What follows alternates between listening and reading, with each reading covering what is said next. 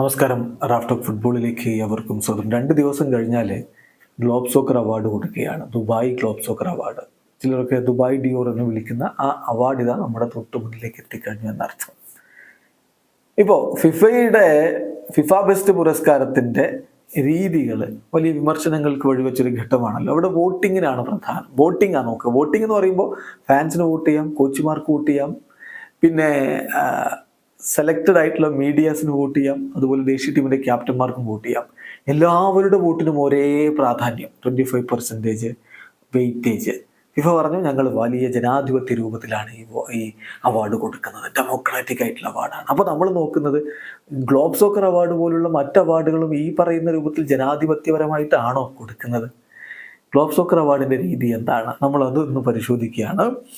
ഏതായാലും ആദ്യം നമ്മൾ എന്തൊക്കെ അവാർഡുകൾ ഗ്ലോബ് സോക്കർ അവാർഡിൽ കൊടുക്കുന്നുണ്ട് എന്നൊന്ന് പരിശോധിക്കണം. Best men's player, best women's player, fans favourite player, best men's club, best women's club, best coach, best midfielder, best goal keeper, power house emerging player, best middle east player, best middle east club. പിന്നെ digital അവാർഡുകളുണ്ട്. അത് best E sports player, best digital journalist, best social media influencer, best video creator. ഇങ്ങനെയുള്ള അവാർഡുകളാണ് കൊടുക്കുന്നത്. അതോടൊപ്പം തന്നെ ഇതിൻ്റെ ഒരു രീതി എങ്ങനെയാണ്? അവാർഡ് ആർക്കാണ് അവാർഡെന്ന് തീരുമാനിക്കുന്നത് ഏത് രൂപത്തിലാണ്? വോട്ടിങ് 2 ഘട്ടത്തിലായിട്ട് ഫാൻസിന് വോട്ട് ചെയ്യാം. അത് ശ്രദ്ധിക്കുക.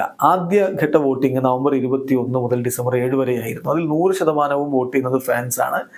അതിലൂടെയാണ് നോമിനീസിനെ തിരഞ്ഞെടുക്കുന്നത്. ചുരുക്കത്തിൽ നോമിനീസിനെ, അതായത് ഫൈനൽ നോമിനീസിനെ തിരഞ്ഞെടുക്കുന്നത് ഈ ഒരു വോട്ടെടുപ്പിലൂടെയാണ്. 172 നോമിനീസ് ഉണ്ടായിരുന്നു. അത് 11 മെയിൻ അവാർഡുകൾക്കായിട്ട്.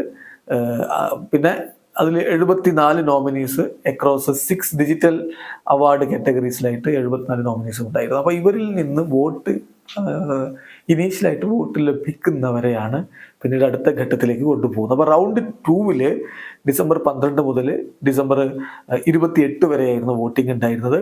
അവിടെയും വോട്ട് രേഖപ്പെടുത്തുന്നത് ഫാൻസ് വോട്ട് രേഖപ്പെടുത്തുന്നു. അത് കഴിഞ്ഞിട്ട് ഫാൻസിൻ്റെ വോട്ട് കഴിഞ്ഞിട്ട് പിന്നെ വോട്ട് രേഖപ്പെടുത്തുന്ന ഒഫീഷ്യൽ ജൂറിയാണ്. ഗ്ലോബ് സോക്കർ അവാർഡിൻ്റെ ഒഫീഷ്യൽ ജൂറിക്ക് വോട്ടുണ്ട്.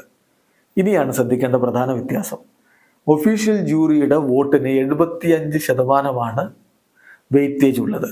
പബ്ലിക് വോട്ടിന് 25%. അപ്പോൾ ഫൈനൽ വിന്നേഴ്സിനെ സെലക്ട് ചെയ്യുന്നതിൽ പബ്ലിക്കിന് വോട്ട് ഉണ്ടെങ്കിലും അതിൻ്റെ വെയിറ്റേജ് 4/1 മാത്രമാണ്.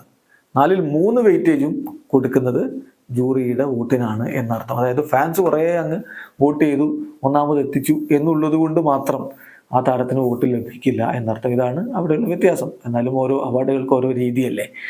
ഇപ്പം എന്നാണ് ഈ അവാർഡ് എന്നുള്ളത് നമുക്കറിയാം. ഓൾറെഡി നമ്മളത് നേരത്തെ വീഡിയോ ചെയ്തിട്ടുള്ള കാര്യമാണ്. എങ്കിലും ഈ വീഡിയോയുടെ കൂട്ടത്തിൽ ഒന്ന് പറഞ്ഞു പോകുന്നു. ഇതാ വരുന്ന വെള്ളിയാഴ്ചയാണ് ഇന്ത്യൻ സമയം രാത്രി 8:30 ദുബായിൽ വെച്ച് പാമല അറ്റ്ലാന്റിസിൽ വെച്ചിട്ടാണ് ഈ ഒരു പ്രോഗ്രാം ഉള്ളത്. വീഡിയോ അവസാനിക്കുന്നു. ഫുട്ബോൾ ലോകത്തെ കൂടുതൽ വിശേഷങ്ങളുമായി റാഫ് ടോക്സ് എത്താം.